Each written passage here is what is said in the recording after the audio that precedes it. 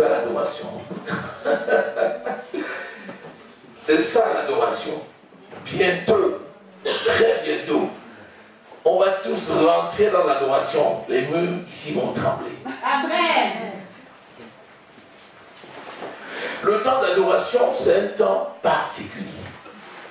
Parce que vous voyez, dans le temps d'adoration, c'est essentiellement une élévation de notre être entier à Dieu. C'est le moment où nous faisons abstraction de notre personne. C'est le moment où nous devenons juste cette voix qui s'élève pour élever le Dieu. C'est le moment où il n'y a plus personne en tant que personne physique qui est là.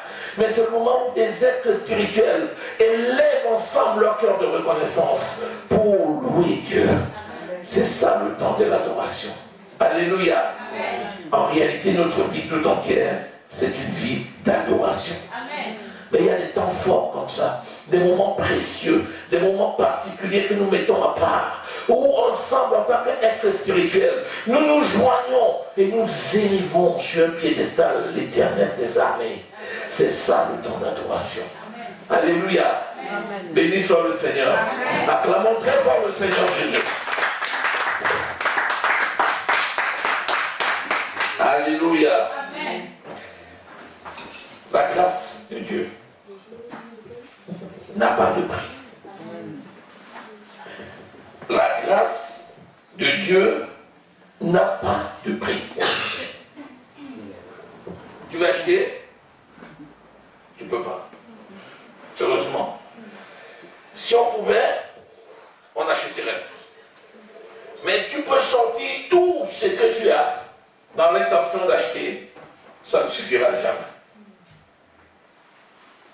La grâce de Dieu n'a pas de prix. Alléluia. Vous savez, nous sommes faveurs et grâce. Par définition, la grâce,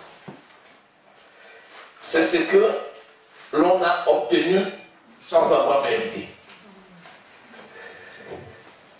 La grâce, c'est ce qui nous est donné alors que nous ne pouvions pas l'avoir par nous-mêmes. La grâce, c'est ce qui ne tient pas compte des œuvres. Parce que dès que ça commence à tenir compte des œuvres, ça devient œuvre comme étant le prix de la grâce, alors que ce qui est grâce et ce qui est œuvre est œuvre. C'est comme si on prenait deux chemins qui sont parallèles et qu'on marche sur les deux chemins parallèles ne se croisent jamais. La grâce et les œuvres ne se croisent jamais. Alléluia. La grâce de Dieu, si l'on regarde la définition du mot grâce, dans le Nouveau Testament qui est issu du grec, on voit que grâce a plusieurs sens. Ça a le sens d'attrait, ce qui est attrayant. Ça a le sens de bienveillance, de bonté. Cela a le sens de bienfait. Vous voyez que le mot grâce en lui-même est d'abord une plénitude. Le mot plénitude, la grâce est une plénitude.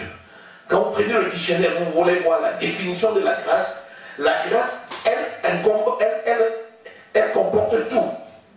Elle comporte tout ce qui est bien. Donc dans la grâce, nous avons tout. C'est le mot qui comporte tous les bienfaits de notre Dieu, se résume dans un mot, c'est grâce. Alléluia. Amen. La grâce de Dieu est manifestée depuis le début. Alléluia. Amen. Et cette grâce manifestée depuis le début continue encore aujourd'hui, puisque la parole de Dieu demeure éternellement. La grâce n'a pas de fin. Alléluia. Amen. Seigneur Dieu de toute grâce, Tu es le Dieu miséricordieux. Tu es le Dieu d'amour et de paix. Tu es le Dieu merveilleux et glorieux. Seigneur, je soumets à toi l'esprit de chacun de mes frères. Je soumets à toi mon esprit. Je soumets à toi l'esprit de chacun ici présent, afin que par ton esprit, tu nous donnes la révélation et la pleine possession de la grâce qui vient de toi. Tu accomplis tes desseins, mon Dieu, et tu nous amènes par ta parole dans une autre dimension, afin que nous comprenions quel est l'intérêt de demeurer avec toi et de marcher avec toi, toi qui es le Dieu de grâce et le Père de grâce. Tu nous as enchantés par ta grâce et tu as fait de nous grâce, parce que la grâce et le bonheur nous accompagnent tous les jours de la vie. Merci Seigneur pour cet instant de grâce. Alléluia, parce que tu donnes tout pleinement. Ce jour, tu nous amènes dans une autre dimension de gloire. Et nous palpons du doigt la grandeur qui est le tien. Tu es celui qui accomplit toutes choses, Seigneur, au travers de cette parole de grâce manifestée aujourd'hui. Alléluia, parce que nous saisissons la plénitude de ta parole. Et parce que, Seigneur, à aucun moment donné, nous ne nous privons de cette grâce merveilleuse. Mais par elle, là, nous grandissons, nous croissons, et nous allons, Seigneur, dans un autre niveau, encore plus élevé, et toujours plus élevé, conformément à ta parole. Que ton nom soit glorifié. Je m'oppose à tout esprit contraire à ton esprit au nom de Jésus. J'interdis à l'esprit malin qui vole la sémence de flâner dans ces lieux. Dans le nom de Jésus, je déclare que l'esprit de l'homme, notre esprit, celui de chacun de mes frères et sœurs, demeure scotché, attaché à ton esprit, pour recevoir cette parole de vie, afin que par elle, nous fassions connaître les mystères de ta parole. Tu es le Dieu fidèle qui écoute et qui exauce. Dans le nom précieux du Seigneur Jésus-Christ, nous avons prié. Amen. Amen. Amen. Ézéchiel. Nous avons lu Ézéchiel. Ézéchiel au chapitre 28. Nous allons voir que la grâce de Dieu s'est manifestée depuis. Il ne s'agit pas seulement de la grâce telle que révélée dans le Nouveau Testament, mais cette grâce a été manifestée dès le commencement. Alléluia. Ézéchiel 28. Lisons à partir du verset 21.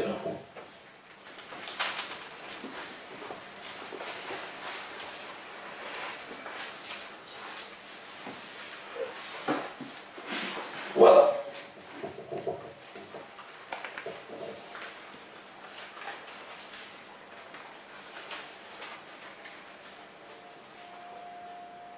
Ézéchiel,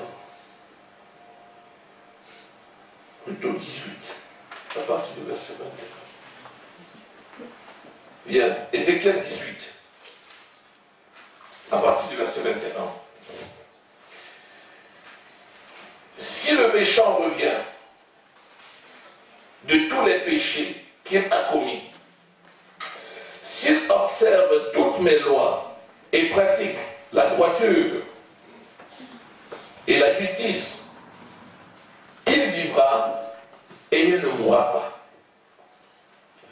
Toutes les transgressions qu'il a commises seront oubliées. Il vivra à cause de la justice qu'il a pratiquée. Ce que je désire, est-ce que le méchant meurt, dit le Seigneur? Non. L'Éternel n'est-il pas qu'il change de conduite et qu'il vive?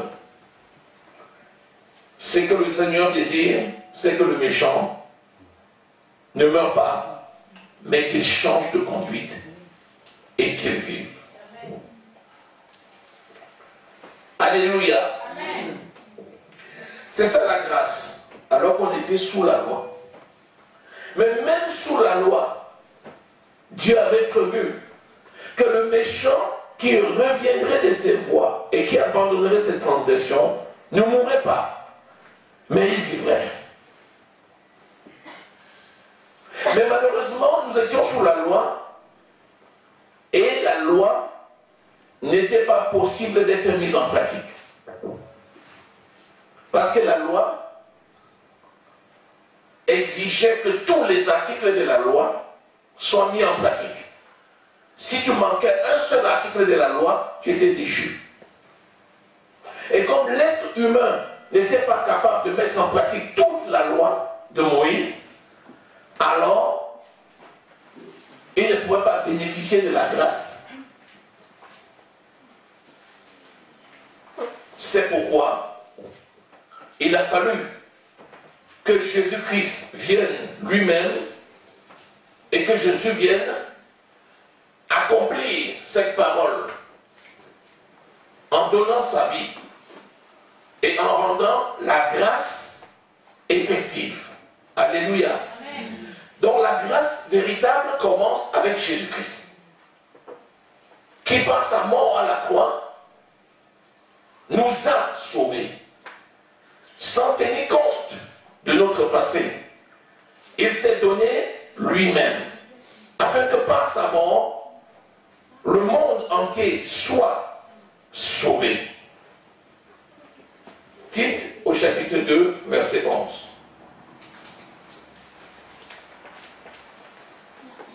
Tite, le chapitre 2.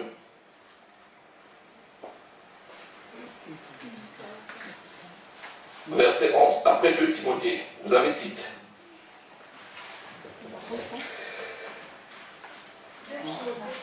Non, j'ai dit Tite. Oui.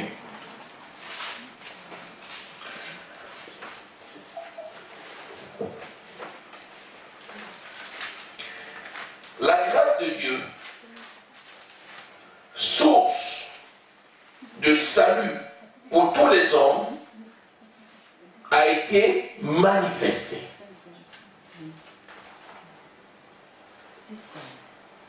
Il n'y a pas de salut sans la grâce.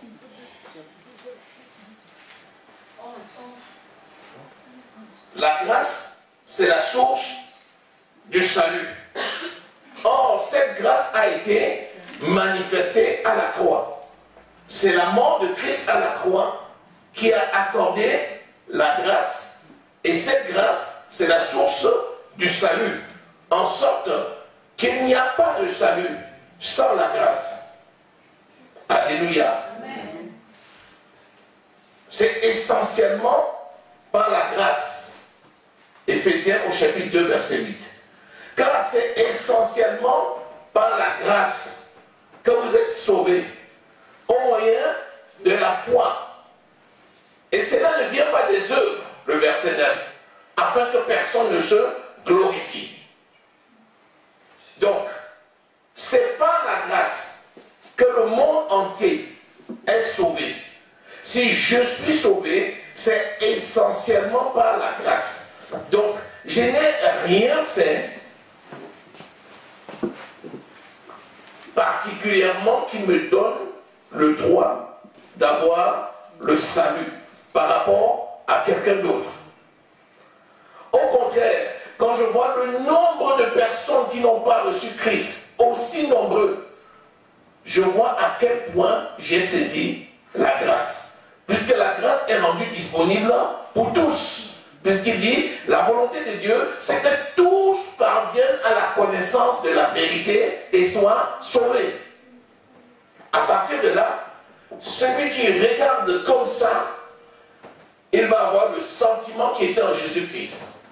Philippiens 2, 5. Le sentiment qui était en Jésus-Christ, c'était quoi? C'était la compassion.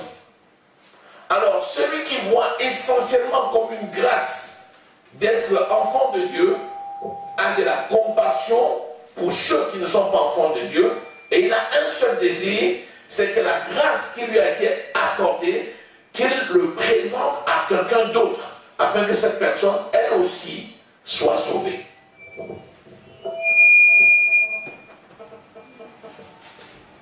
Alléluia. Amen. Donc, la grâce, c'est quelque chose que l'on saisit par la foi. Parce que la grâce est rendue disponible. Mais si quelqu'un n'a pas la foi, il ne va pas la saisir. Parce que la grâce en elle-même, c'est trop simple. Oh, vous savez, le monde aime les choses compliquées. Quand quelque chose est trop simple, c'est douteux. Ils disent, oh, il est allé à la croix pour moi, qu'il aille d'abord pour lui-même. Vous croyez qu'il est si bon pour aller pour quelqu'un d'autre? Dans ce monde-ci, vous n'avez rien compris. Et donc ils se disent toujours, il y a quelque chose derrière. Et quand quelqu'un se rend disponible, le monde ne voit pas la grâce. Le monde soupçonne un piège derrière. Lorsque Dieu se rend disponible, Christ est mort pour le monde entier. Les gens disent, mais vous croyez que par la seule foi en Christ, on peut être sauvé? Mais oui. Et de même, toi qui es sauvé par la foi en Christ et qui expérimente la foi en Christ, lorsque tu vas présenter cette grâce aux autres pour dire, le bonheur et la grâce m'accompagnent tous les jours de la vie. Or, cette grâce t'est rendue disponible. Tu peux toi aussi accorder, accepter cette grâce qui va t'accompagner tous les jours de la vie. Il dit, mais dis-moi ce que je dois payer. Tu me dis, donc je ne vais pas donner les sous. Donc tu me dis que je crois seulement comme ça et puis c'est tout. Je ne vais rien payer. Il dit, mon ami, il n'y a rien pour rien maintenant. Tout, c'est donnant-donnant. C'est donnant-donnant. Non, la grâce ne s'achète pas. Si tu veux acheter la grâce, tu es déchu de la grâce. La Bible dit, celui qui veut acheter la grâce est déchu. Celui qui veut marcher selon les œuvres est déchu de la grâce. Autrement dit, la grâce ne serait plus la grâce. Les œuvres sont les œuvres et la grâce est la grâce. Quelqu'un qui a saisi la grâce, il va produire des œuvres. Mais si quelqu'un veut utiliser les œuvres pour justifier, pour acheter la grâce, il se trompe parce que les deux ne peuvent pas, ça ne peut pas se faire. Alléluia. Amen. Amen. Donc c'est très important de comprendre qu'il faut la foi pour saisir la grâce. Et même dans l'église, parfois c'est tellement compliqué pour mettre cette parole en pratique pour certaines personnes. Qu'ils ne saisissent pas que Christ s'est manifesté une fois pour toutes. Quand on te dit, et il n'y a donc désormais aucune condamnation pour quelqu'un qui est en Jésus-Christ. Et c'est une parole qui est si simple. Mais pour certains, elle est tellement compliquée. Ah. Donc, comme je suis enfant de Dieu, on ne peut pas me condamner. Et comment je vais vivre dans cette société et puis on ne peut pas me condamner? C'est écrit que tu ne peux pas être jugé selon ce monde. Parce que tu n'es pas de ce monde. Tu es de Sion, la cité du Dieu vivant. Hébreux, au chapitre 12, versets 22 à 24. Nous nous sommes approchés de Sion, la cité du Dieu vivant. Alléluia. Amen. Et ceux qui sont à Sion vivent selon les règles de Sion. Jésus dit, vous êtes ici-bas, vous êtes ici, mais vous n'êtes pas d'ici. Nous sommes dans ce monde, mais nous ne sommes pas de ce monde. Ça veut dire que nous sommes venus d'ailleurs. Et c'est pour ça qu'il nous dit que dans ce monde, nous sommes ambassadeurs. Et nous sommes venus avec la faveur et la grâce. En sorte que notre Dieu s'appelle le Dieu de grâce. Et il nous a fait grâce pour les autres.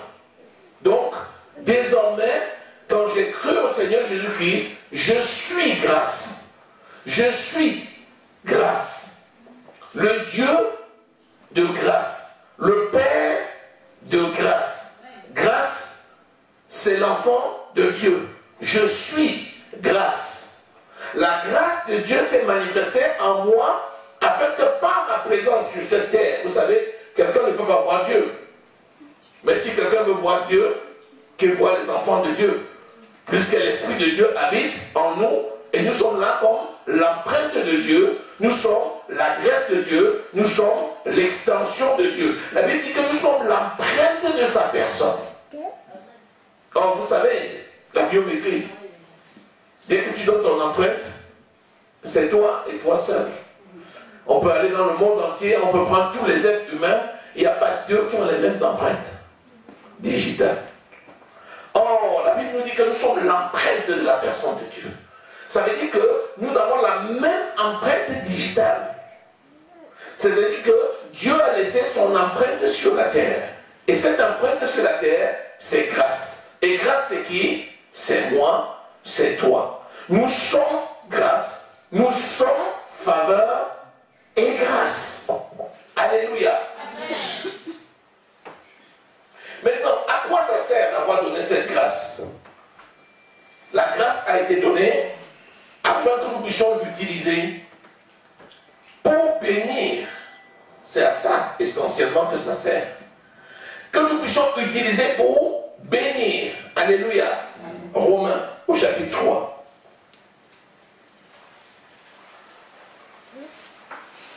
C'est à ça que ça sert. La grâce ne sert qu'à la bénédiction. Romains au chapitre 3, versets 22 à 24.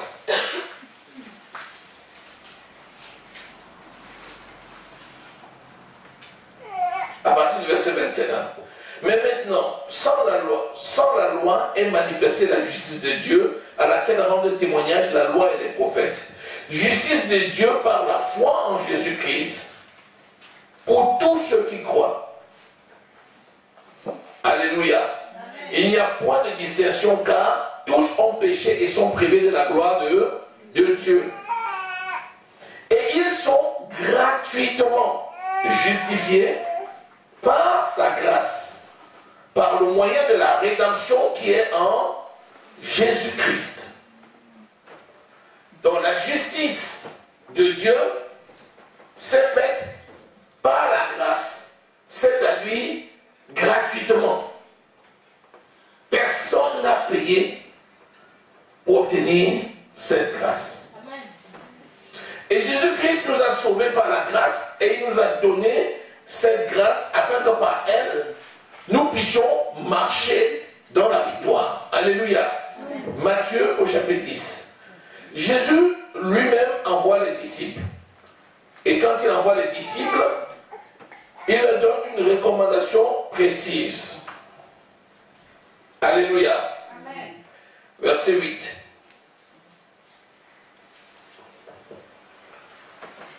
Il dit ceci, Matthieu 10, je commence au verset 5. Tels sont les 12 que Jésus envoya, après leur avoir donné des instructions suivantes. N'allez pas vers les païens et n'entrez pas dans les villes des Samaritains, mais allez plutôt vers les brebis perdues de la maison d'Israël. Allez, prêchez et dites, le royaume des cieux est proche. Et maintenant il donne la mission à tous ceux qu'il a envoyés. Guérissez les malades, ressuscitez les morts, purifiez les lépreux, chassez les démons.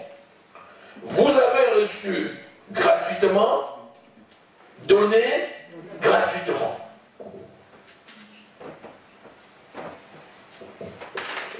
Vous avez reçu gratuitement, donnez gratuitement. La grâce a été donnée gratuitement pour être donnée gratuitement aux autres. Alléluia. Amen. Lorsque tu donnes un document à quelqu'un, tu dis c'est gratuit. Il dit c'est gratuit. C'est suspect ça. Il y a bien quelqu'un qui paye quelque part.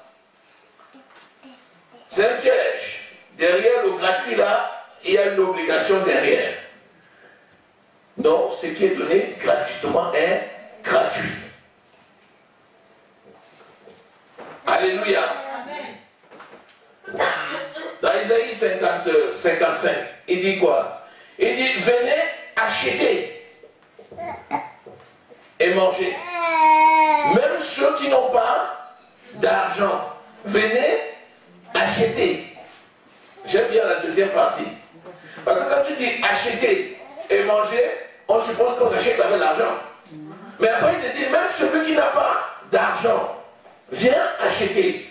Et c'est la deuxième partie qui justifie qu'en réalité, c'est ce qu'on appelle gratuitement. Pourquoi? Parce qu'il va nous dire ici, celui qui a soif, donnez-lui gratuitement.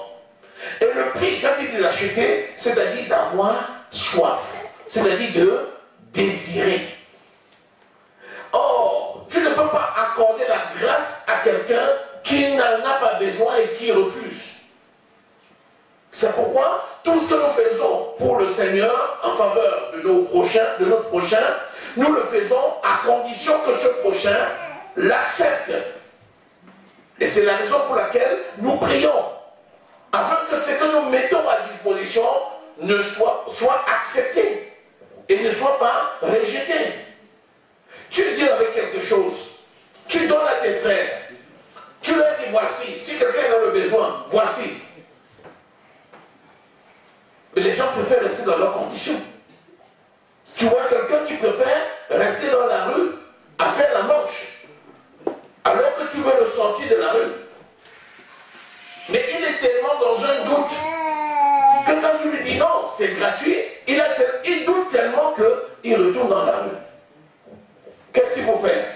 C'est prier pour que la parole que tu lui dis soit reçue. Et que cette parole qu'il reçoive, que cette parole qui est la source de grâce, cette parole qu'il reçoit maintenant, va donc produire cette grâce intarissable en lui. C'est la raison pour laquelle nous prions. C'est pourquoi tu pries. La Bible dit que le Saint-Esprit, il va faire quoi? Convaincre le monde de péché, de justice et de jugement. Et donc quand tu pries pour que la parole qui est donnée soit reçue. Et que cette parole, une fois reçue, que cette parole produise les effets escomptés dans la vie de ceux qui la reçoivent. Alléluia. Amen. Il dit, vous avez reçu gratuitement, donnez gratuitement. Quelqu'un va dire, mais nous avons reçu gratuitement, nous donnons gratuitement. Mais bien sûr que c'est gratuit. Alléluia. Amen. Alléluia. Amen. Est-ce que tu as acheté les dons spirituels? Les dons? Non. 1 Corinthiens au chapitre 12. La Bible nous dit que les dons sont donnés gratuitement pour l'utilité commune. Est-ce que tu as acheté le ministère? Non. Tu as acheté pour devenir pasteur? Non. Tu as acheté, quelqu'un achète pour devenir prophète? Non. Tu achètes pour devenir évangéliste? Non. C'est quoi? C'est un don de Jésus-Christ à l'Église. Donc tout est don, tout est grâce. Rien ne doit être acheté, rien ne doit être vendu. Tout doit être désiré, essentiellement désiré. Donc comprenons que dans l'Église du Seigneur, c'est le désir qui compte. Mon désir le plus ardent, c'est de m'abreuver à la source. Donc je suis à la source.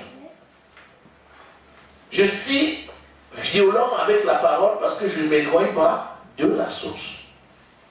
Je sais que c'est de là que coule l'eau et pas ailleurs.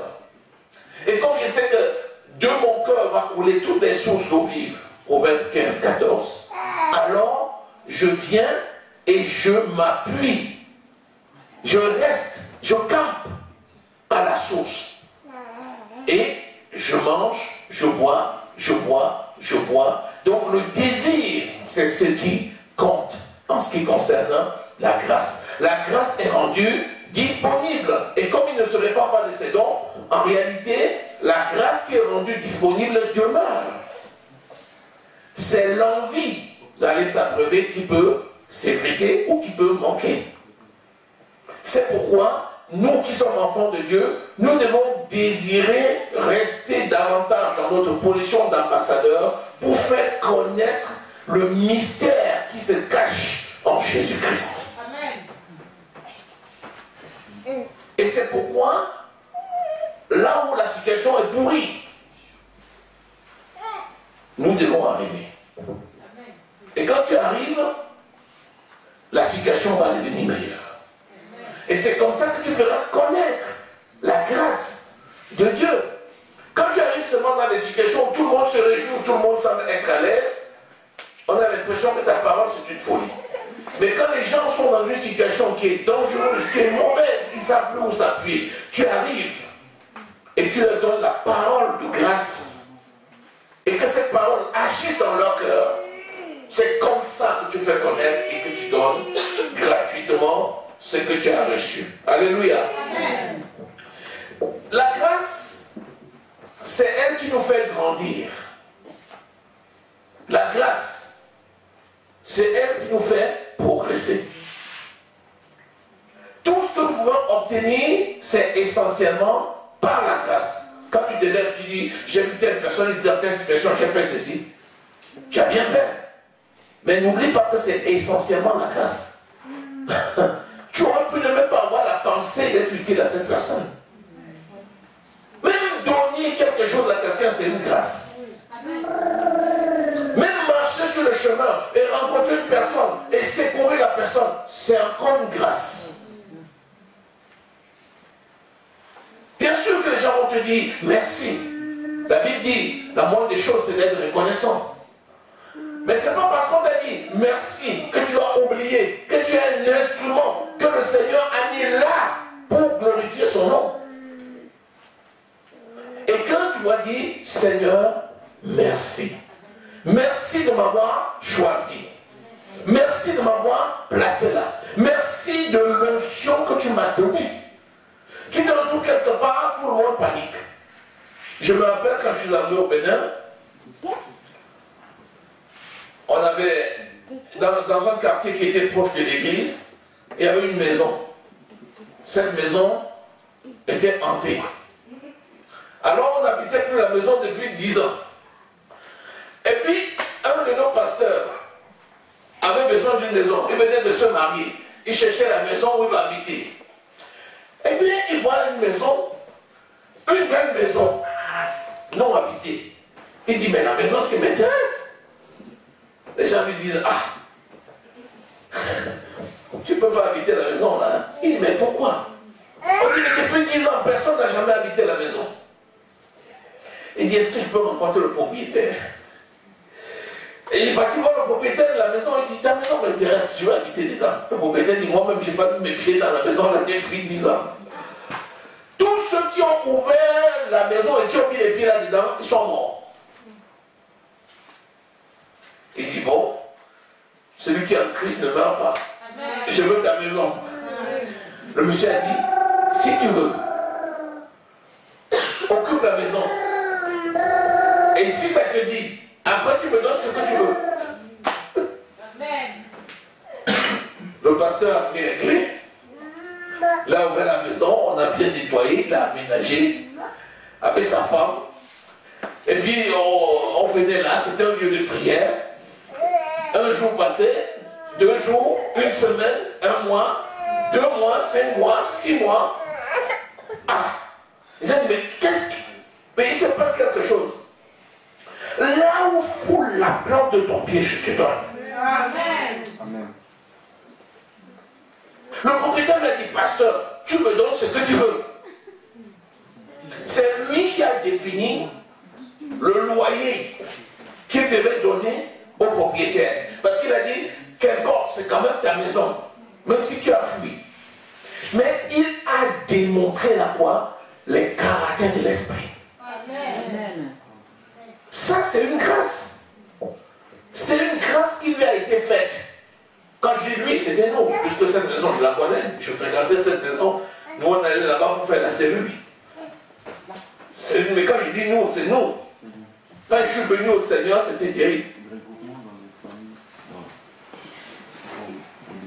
Donc c'est ça. C'est dans cette maison qu'on se regroupait pour prier.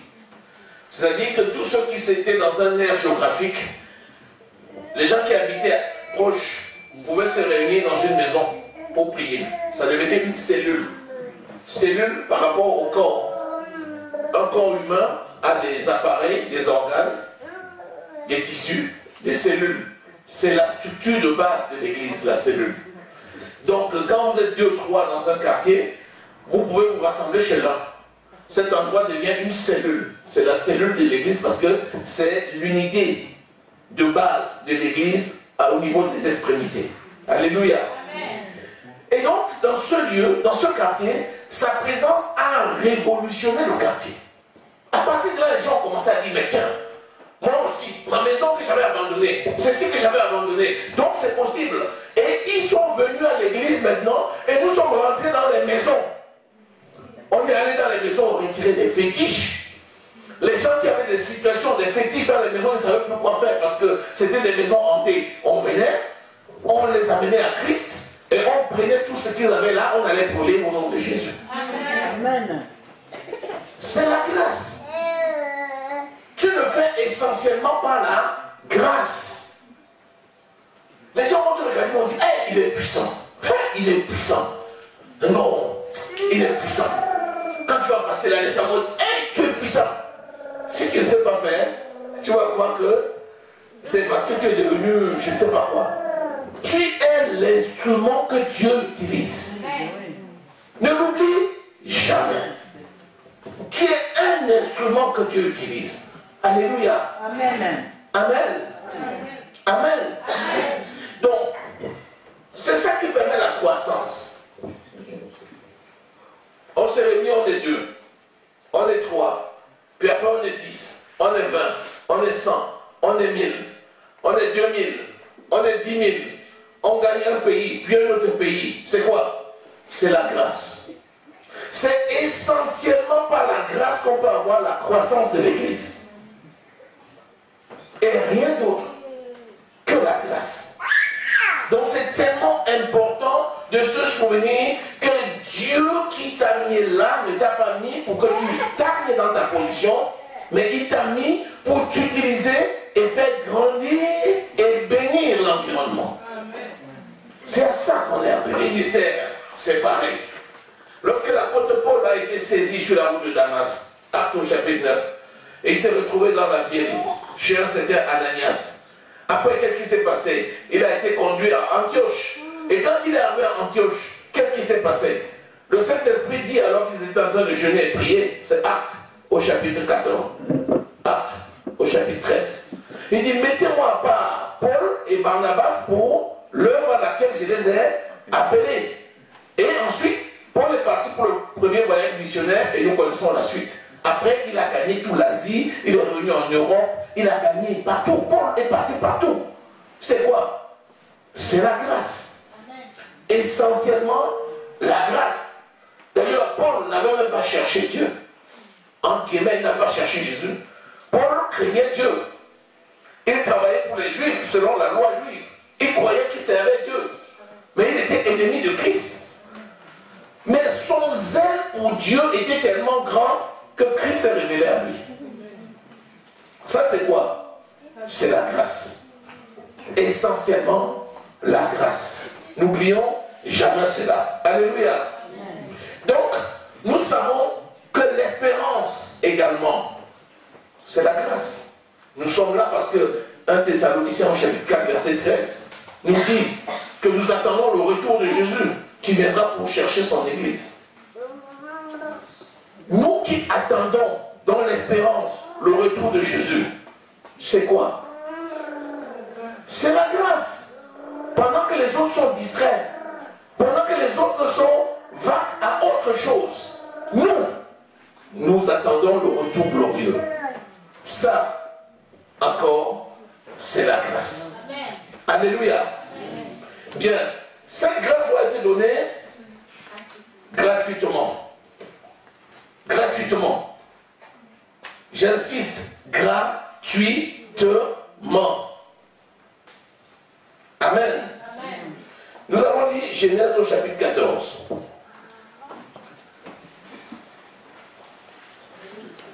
Genèse au chapitre 14.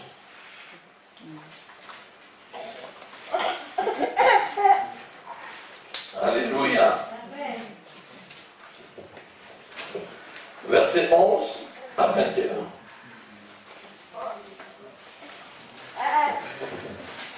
Vous savez, Abraham avait été choisi lui aussi par la grâce. Et Abraham avait un neveu qu'on appelait Lot.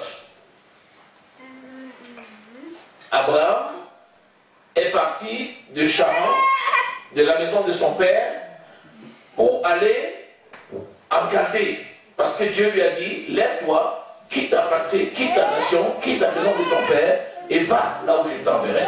Et naturellement, en partant, il a pris son épouse, et il a pris Lot, son neveu, parce que Lot habitait avec lui. Et il est parti avec Lot. Quand ils sont arrivés à un moment donné, la grâce de Dieu se manifestait et la richesse était tellement importante que les bergers d'Abraham commençaient à se quereller avec les bergers de Lot. Et puis Abraham dit à son neveu Lot, il dit, mon frère, jusqu'à quand allons-nous nous quereller?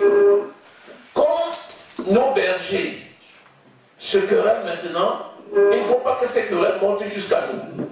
C'est pourquoi tu vas choisir ton chemin. Si tu choisis à droite, j'irai à gauche. Et si tu choisis à gauche, j'irai à droite. Et Lot a regardé et il y avait une vallée qui était arrosée. Il y avait des beaux arbres, des beaux fruits. Et de l'autre côté, il y avait une vallée qui était sèche. Lot a dit, moi j'irai là-bas. Abraham a dit, d'accord. Il est parti à Sodome.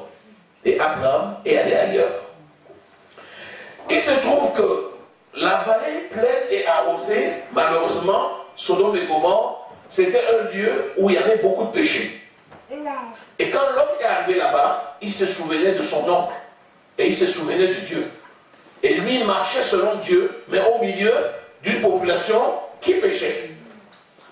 Alors, je vais lire ici l'histoire de Abraham qui a appris que son frère Lot avait été enlevé par des malfaiteurs qui étaient venus piller Sodome et Gomorrhe. Ils avaient emporté les personnes et les biens et ils avaient emporté aussi Lot.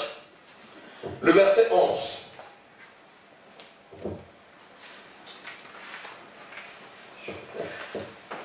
Les vainqueurs enlevèrent toutes les richesses de Sodome et Gomorrhe et toutes leurs provisions et s'en allèrent.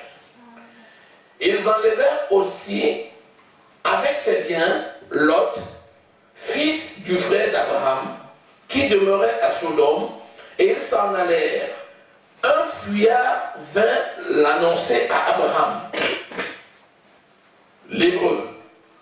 Celui-ci habitait parmi les chefs de Mamré, l'Amoréen, frère d'Escol et frère d'Aner, et avait fait alliance avec Abraham. Dès que Abraham eut appris que son frère avait été fait prisonnier, il arma 318 de ses braves serviteurs nés dans sa maison, et il poursuivit les rois jusqu'à Dan. Le verset 15. Il divisa sa troupe pour les attaquer de nuit, lui et ses serviteurs.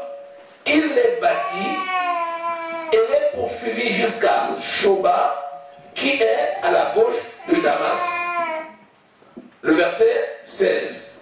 Il ramena toutes les richesses. Il ramena aussi Lot, son frère, avec ses biens, ainsi que ses femmes, ainsi que les femmes et le peuple. Après qu'Abraham fut revenu vainqueur de Kédorlaomer et les rois qui étaient avec lui, le verset 17, le roi Sodome sortit à sa rencontre dans la vallée de Chavès, qui est la vallée du roi. Le verset 18. Melchisédek, roi de Salem, fit apporter du pain et du vin. Il était sacrificateur du Dieu très haut. Il bénit Abraham et dit, béni soit Abraham par le Dieu très haut, maître du ciel et de la terre. Béni soit le Dieu très haut qui a livré tes ennemis entre tes mains. Et Abraham lui donna la dîme de tout. Première étape, il est allé, il a saisi Lot, les biens de Lot, le peuple, il a ramené à Sodome, il a trouvé un sacrificateur et il a donné la dîme. C'est-à-dire, il a décidé délibérément de donner un dixième de ce que lui, Abraham, possédait. Il a donné pour Dieu. C'est ça qu'on appelle la dîme.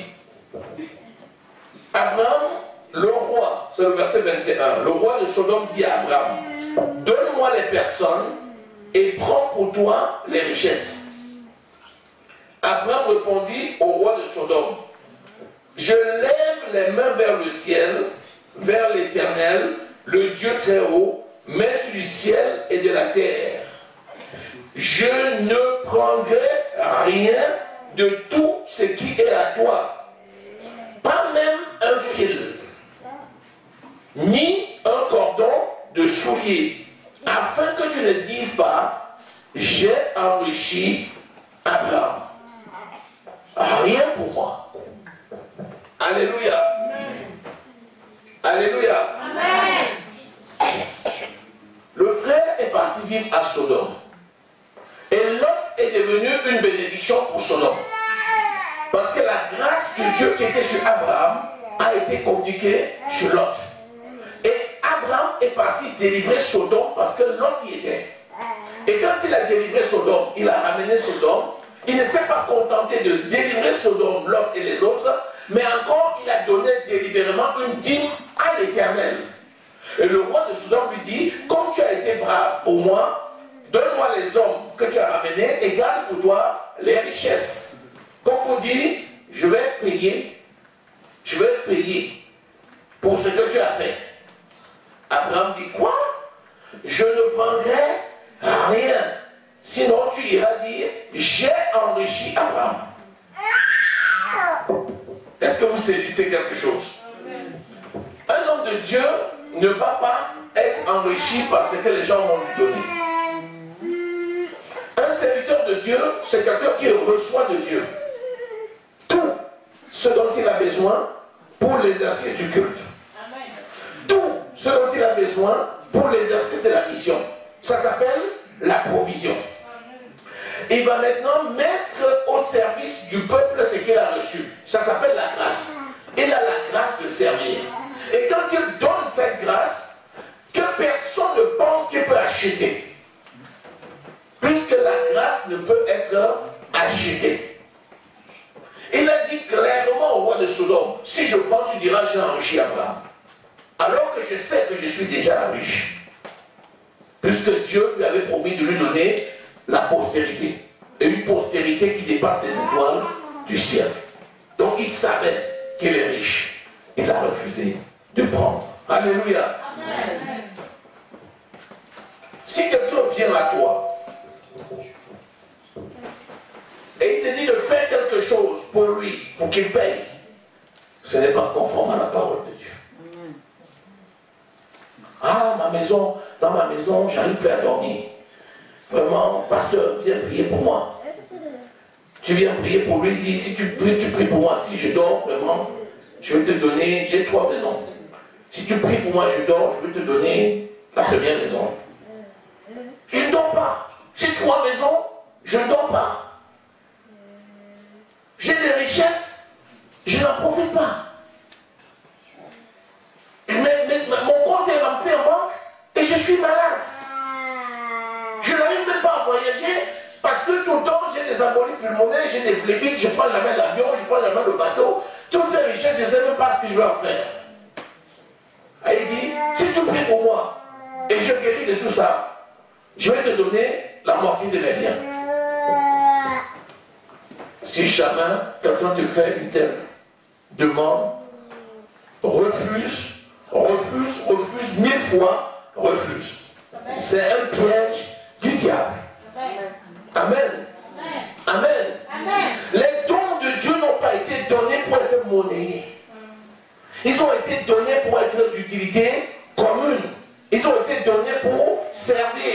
Ils ont été donnés pour élever les autres. Alléluia. Les dons n'ont pas été donnés pour être monnayés. Alléluia. Amen. Alléluia. Amen. Nous allons lire encore 2 Rois au chapitre 5. 2 Rois au chapitre 5.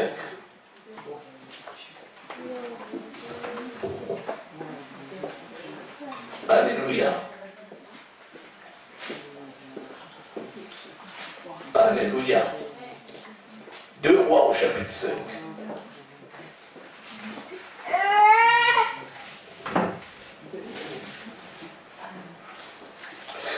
Ici, nous voyons l'exemple du chef de l'armée des Syriens qui s'appelle Naaman, qui souffrait de la lèpre et qui est venu pour être guéri de sa lèpre. Il a été guéri de la lèpre par Élisée, le prophète.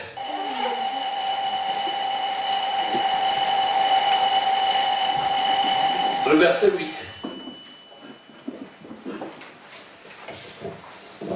Lorsqu'Élisée, homme de Dieu, apprit que le roi d'Israël avait déchiré ses vêtements, il envoya dire au roi: pourquoi as-tu déchiré tes vêtements? Laisse-le venir à moi, et il saura qu'il y a un prophète en Israël.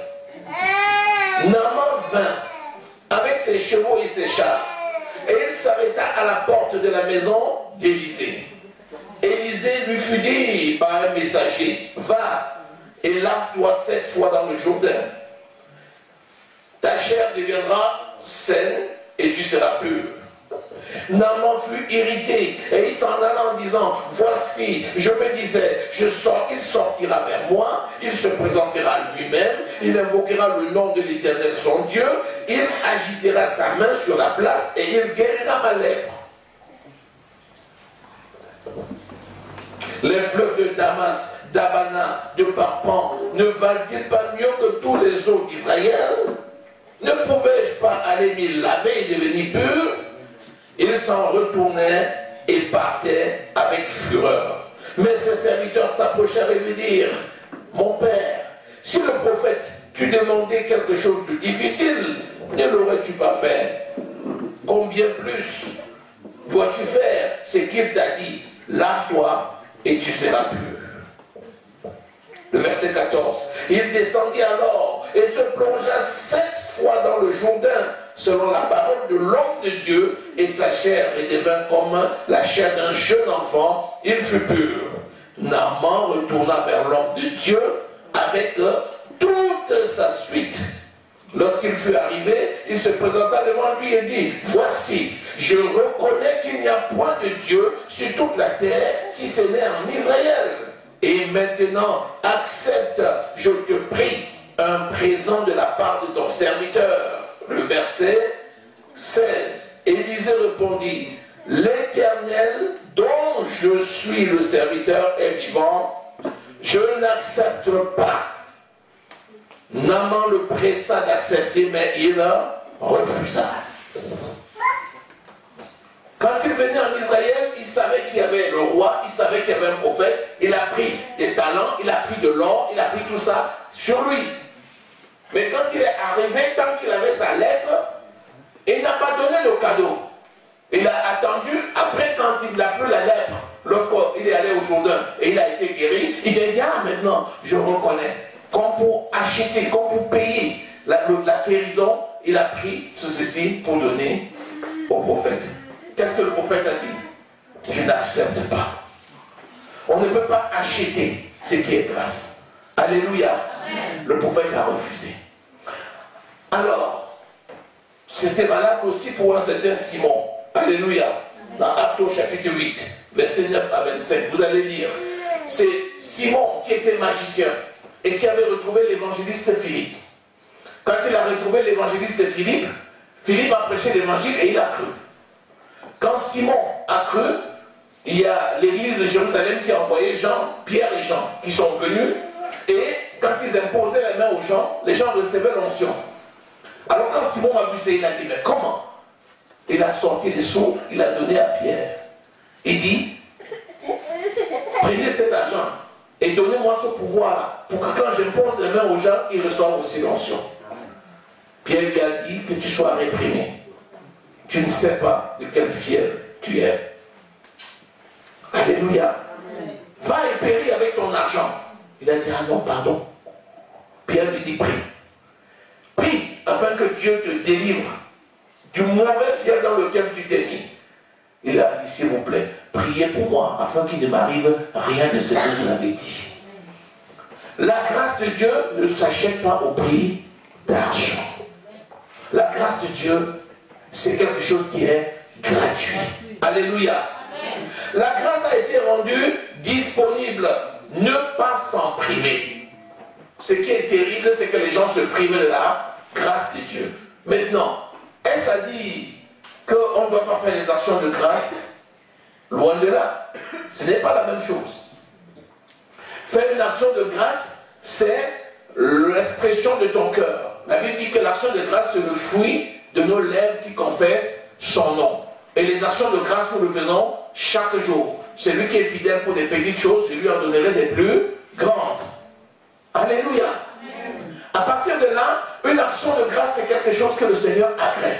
C'est-à-dire, je rends grâce pour toutes choses. Une action de grâce, ce n'est pas un achat. Une action de grâce, ce n'est pas payer une bénédiction. Si tu viens au Seigneur, Seigneur, je viens à toi. Si tu me fais ça, alors je veux faire ça. Ce n'est pas la monnaie d'échange. Si tu viens parce que tu espères que le Seigneur fasse quelque chose pour toi, oui. Mais si tu viens parce que en retour, tu attends que le Seigneur fasse quelque chose pour que tu fasses aussi quelque chose pour le Seigneur, ça ne va pas. Alléluia. Amen. Tu dois tout simplement être consacré à Dieu. Tu dois t'abandonner à Dieu. Tu dois lui appartenir. Tu dois te donner à Dieu sans condition pour faire la volonté de Dieu, pour lui être consacré jour et nuit dans toutes tes activités. Amen. Amen. C'est la seule chose à faire. Il ne faut pas être là, monnayer avec Dieu, monnayer sa grâce. La grâce de Dieu ne se monnaie jamais. Mais par contre, utilise cette grâce à tout moment, dans toutes les circonstances, pour bénir, et rien que pour bénir. Alléluia. Amen. Donc c'est tellement important de comprendre que notre vie doit être une vie consacrée à Dieu en toutes choses. Nous ne sommes pas là seulement pour venir obtenir de lui quelque chose avant d'agir pour lui. Mais nous sommes là pour nous consacrer tout entier. Et comme l'Éternel est notre berger, nous ne manquerons de rien. Alléluia. Acclame très fort le Seigneur.